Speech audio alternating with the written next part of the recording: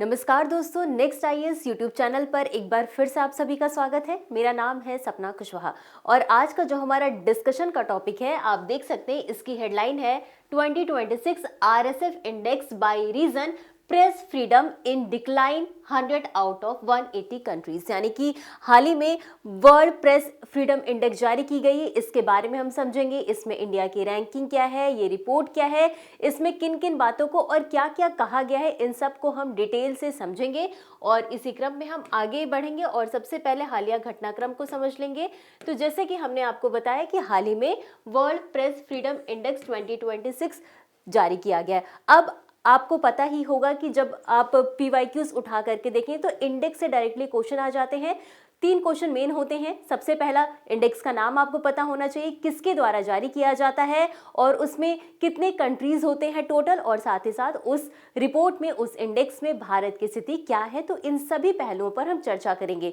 तो हमने बात करी वर्ल्ड प्रेस फ्रीडम इंडेक्स 2026 जारी किया गया। अब ये किसके द्वारा जारी किया गया? तो रिपोर्टर्स विदाउट बॉर्डर्स के द्वारा इस सूचकांक को, इस इंडेक्स को जारी किया गया है और इसमें टोटल जो है वो 180 देश शामिल हैं। अब सबसे इंपॉर्टेंट बात कि इस इंडेक्स में भारत की रैंकिंग क्या है। तो आपको पता होना चाहिए कि इस इंडेक्स में भारत की रैंक इस बार 157 है और पिछली बार यानी कि 2025 की रिपोर्ट में इसकी रैंकिंग कितनी थी? 151। यानी कि इस बार इसमें गिरावट दर्ज की गई है। अब इसी के साथ पाकिस्तान की बात करें तो पाकिस्तान की रैंकिंग 153 है।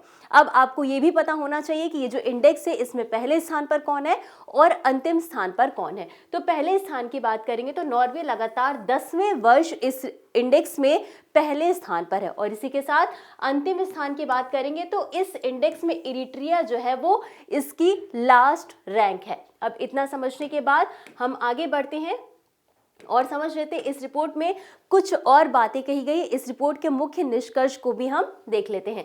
तो इसमें यह कहा गया है कि दुनिया के 100 से अधिक ऐसे देश हैं जिनमें प्रेस स्वतंत्रता में गिरावट आई है पिछले साल का जो इंडेक्स आया था उसके कंपैरिजन में, और इसी के साथ आधे से अधिक ऐसे देश हैं जिनकी स्थिति क्या है? कठिन या बहुत गंभीर स्थिति में है। अब भारत के बारे में जो इस इंडेक्स में कहा गया है वो ये कहा गया है कि पत्रकारों पर कानूनी दबाव में वृद्धि हुई है। यानी कि इन पर जो है लगातार कानूनी दबाव बढ़ रहा है, वो अपनी बातें सही तरीके से खुल करके नहीं रख पा रहे हैं।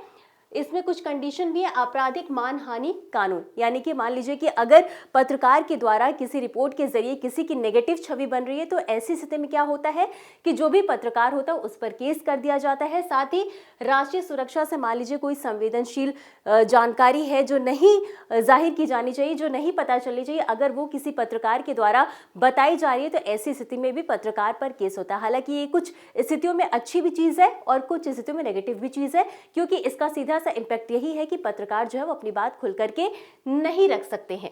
अब इतना समझने के बाद हम आगे बढ़ेंगे और समझेंगे इस इंडेक्स के बारे में, यानी कि वर्ल्ड प्रेस फ्रीडम इंडेक्स के बारे में। तो आपको बता दें कि ये एक वार्षिक रिपोर्ट है, यानी कि ये हर साल जारी की जाती है। और किसके द्वारा जारी की जाती है? हमने आपको पीछे बताया कि रिपोर्टर्स विदाउट बॉर्डर्स के द्वारा जारी की जाती है और 2002 से ये जारी की जा रही है।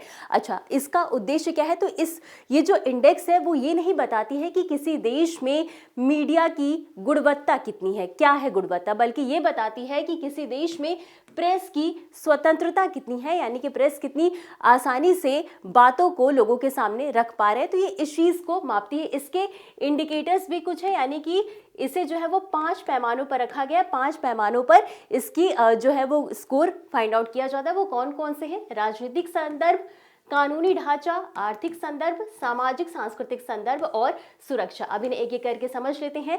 तो सबसे पहले हम बात करेंगे राजनीतिक संदर्भ की। अब इसमें होता क्या है कि मान लीजिए कि इसमें यह देखा जाता है कि किसी सरकार के द्वारा, किसी राजनीतिक पार्टी के द्वारा जो पत्रकार हैं उन पर कहीं कोई दबाव तो नहीं बनाया जा रहा है। और दूसरा है कानूनी ढांचा, यानी कि इसमें यह देखा जाता है कि किसी भी देश का, संबंधित देश का जो कानून है वो पत्रकारों को कितनी आज़ादी दे रहा है, कितनी सुरक्षा दे रहा है कि वो अपनी बात आसानी से कह सके। अगला है आर्थिक संदर्भ।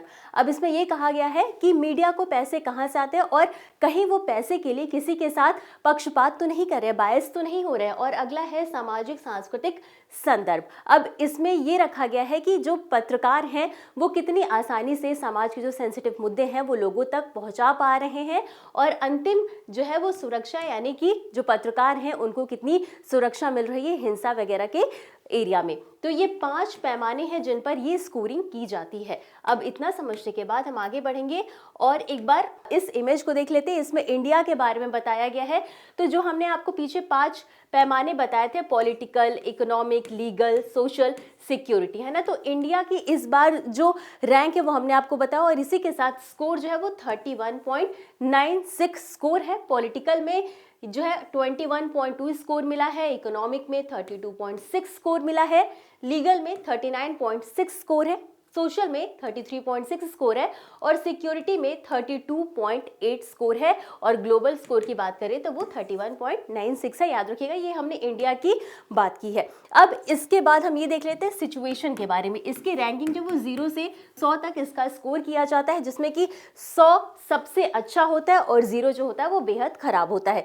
तो एक बार इनका देख लेते हैं। तो गुड कब आएगा? जब 85 प्लस होगा। सेटिस्फैक्ट्री कब आएगा? जब 70 प्लस होगा। और प्रॉब्लमेटिक कब आएगा? जब 55 प्लस होगा। और डिफिकल्ट कब आएगा? जब 40 प्लस होगा। और वेरी सीरियस कंडीशन कब होगी? जब लेस देन 40 होगा। तो ये हमने इसके सारे पहलुओं को डिस्कस कर लिया इंडेक्स के बारे में। और इसमें आपको भारत की रैंकिंग याद होनी चाहिए, किसके द्वारा जारी की जाती है इंडेक्स, ये सारी चीजें आपको याद होनी चाहिए।